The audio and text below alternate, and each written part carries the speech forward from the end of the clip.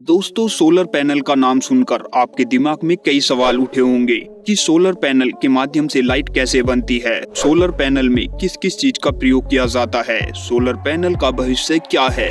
दोस्तों, सौर पैनल का मुकाबला किससे है और सौर पैनल का प्रयोग वर्तमान में कितना किया जा रहा है। दोस्तों, भविष्य में सौर पैनल या सौर ऊर्जा का कितना प्रयोग किया जाएगा, सौर पैनल भारत देश के लोगों के लिए क्या क्या क्रांति कर सकता है।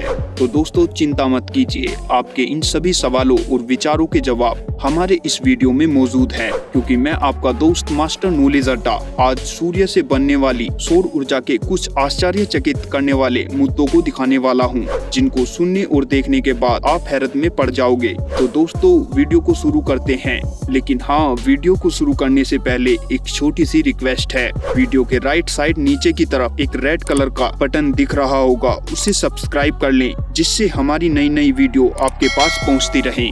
दोस्तों, बेल लैब्स में अमेरिका के भौतिक वैज्ञानिक केल्विन एस फुलर और गैलर्ड पियर्सन के साथ टेटिल मस्कोट चैंपियन ने 1954 में सोलर सेल का आविष्कार किया। इनके इस आविष्कार के कारण 2008 में इन्हें नेशनल इन्वेंटर्स ऑफ फेम में शामिल किया गया था। दोस्तों, सोलर सेल को कोशिका का पावर हाउस भी कहा जाता है। दोस्तों, अब बात करते हैं कि सौर पैनल से विद्युत ऊर्जा कैसे बनाई जाती है। तो दोस्तों, अक्सर ज्यादातर लोग देखते हैं कि घरों की छतों पर पैनल रखे होते हैं, जिनसे सौर ऊर्जा सूर्य की किरणों से प्राप्त होती है। दोस्तों, फोटोवोल्टिक तकनीक का उपयोग करके सौर ऊर्जा का उपयोग किया जाता है, जिससे सिलिकॉन अर्धचालक का उपयोग करके सूर्य के प्रकाश को बिजली में परिवर्तित किया जाता है, जिसे सौर विकिरण भी कहा जाता है। दोस्तों, जब सूर्य की किरणें फोटोवोल्टिक सेल के भीतर अर्धचालक से टकराती हैं, तो इसमें न्यूट्रॉन मुक्त हो जाते हैं। इन इलेक्ट्रॉन के इकट्ठा होने पर विद्युत का प्रवाह होता है। जब सूर्य के प्रकाश में परिकलित तरीकों से सौर पैनल लगाते हैं, तो उससे डायरेक्ट करंट मिलना शुरू हो जाता है, और जब हम इस डायरेक्ट करंट डीसी को किसी इन्वर्टर से जोड़ देते हैं, तो उससे एसी करंट प्राप्त होने लगता है।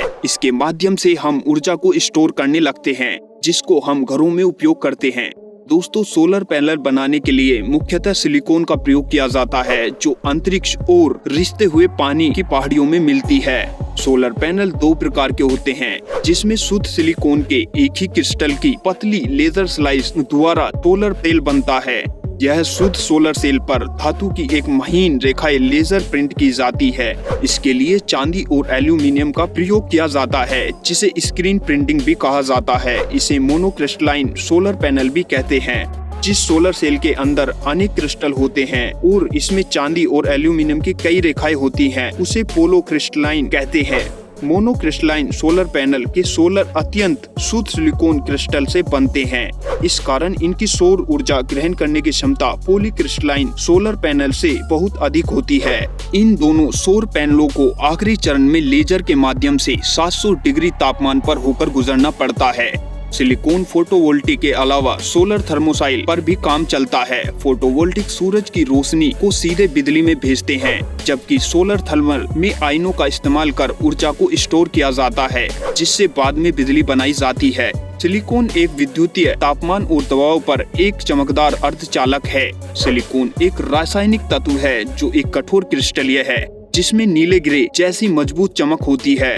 दोस्तों, सोलर पैनल द्वारा सूर्य की किरणों द्वारा प्राप्त ऊर्जा को बैटरी में लगाकर रात के लिए स्टोर किया जाता है। दोस्तों, अब बात करते हैं कि सोलर पैनल भारतीय लोगों तक अपनी पहुंच क्यों नहीं बना पाया है। भारत की आबादी आज 1 अरब 40 करोड़ के आसपास है। भारत की 1% जनसंख्या के पास 73% जनसंख्या से ज्यादा पैसा और संपत्ति है।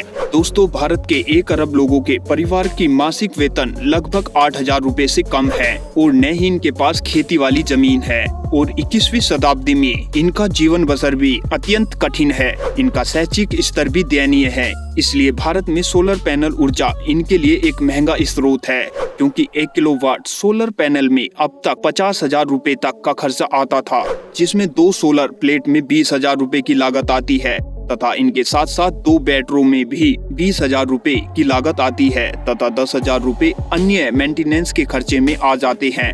भारत में अब से पहले लीड एसिड बैटरी लोएन बैटरी का प्रयोग किया जाता है।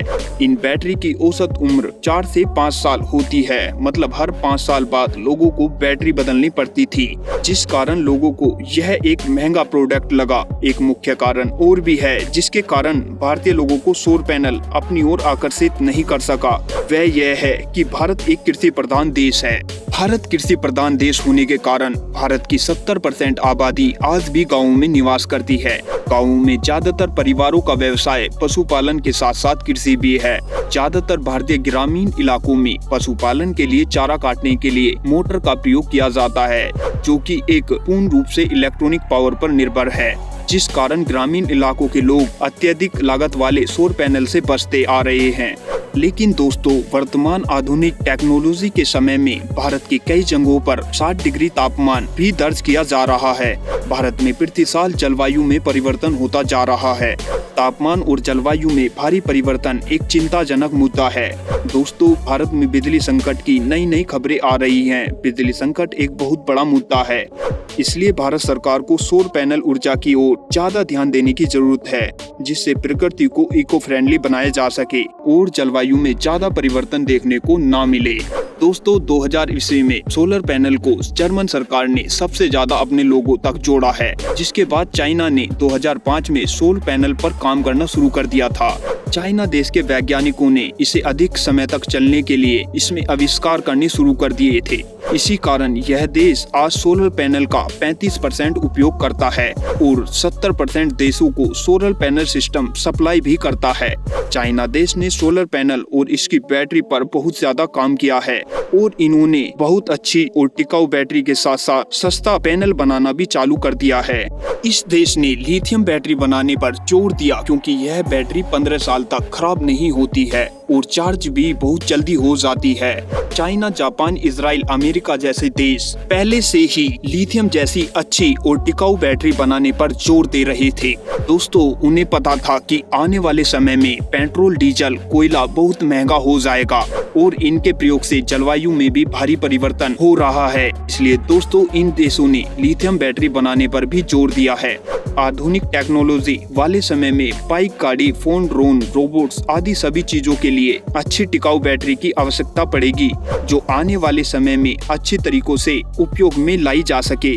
दोस्तों, भारत के ज्यादातर राज्यों में स्मार्ट मीटर और महंगी बिजली यूनिट के कारण आम लोगों का बिजली बिल बहुत ज्यादा आ रहा है, जिस कारण भारतीय लोगों पर इलेक्ट्रॉनिक लाइट की मार बहुत ज्यादा खा रहे हैं। लिथियम बैटरी और अच्छे सोलर पैनल आने के बाद सोलर पैनल में भारी उछाल आएगा। वर्तमान समय में सोलर पैनल का उपयोग भारतीय लोग 3% कर रहे हैं, जो 2040 तक 30% तक पहुंचने की उम्मीद है। तो दोस्तों, आपको हमारी यह वीडियो कैसी लगी? अपनी राय कमेंट बॉक्स में जरूर दें। अगर आपको हमारी यह वीडियो अच्छी लगी हो तो हमारे YouTube चैनल मास्टर नॉलेज अड्डा को लाइक, सब्सक्राइब और शेयर जरूर करें।